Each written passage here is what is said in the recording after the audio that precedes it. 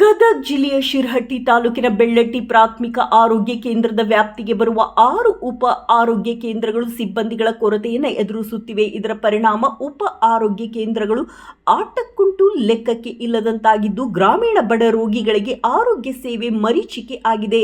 ಇದರಿಂದ ಸಾರ್ವಜನಿಕರು ಆರೋಗ್ಯ ಅಧಿಕಾರಿಗಳ ವಿರುದ್ಧ ತೀವ್ರ ಆಕ್ರೋಶ ವ್ಯಕ್ತಪಡಿಸುತ್ತಿದ್ದಾರೆ.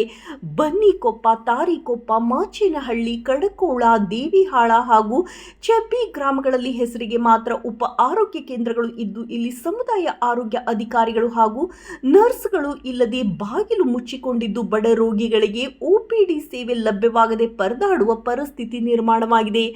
ಒಟ್ಟು 6 ಉಪ ಆರೋಗ್ಯ ಕೇಂದ್ರಗಳ ವ್ಯಾಪ್ತಿಗೆ ಕೇವಲ 2 ಜನ ಸಮುದಾಯ ಆರೋಗ್ಯ ಅಧಿಕಾರಿಗಳು ಇದ್ದು, ಇವರು ದೇವಿಹಾಳ, ಚೆಬ್ಬಿ, ಮಾಚೇನಹಳ್ಳಿ, ಕಡಕೋಳ ಕೇಂದ್ರದಲ್ಲಿ ಮಾತ್ರ ಸೇವೆಗೆ ಲಭ್ಯವಿದ್ದಾರೆ.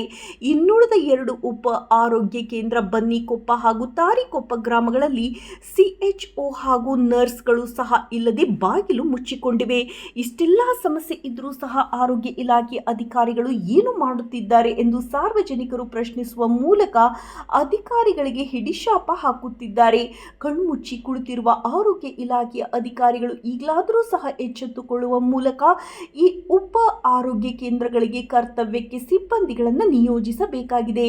ವರದಿ ಚಂದ್ರಶೇಖರ್ ಸೋಮಣ್ಣನವರ್.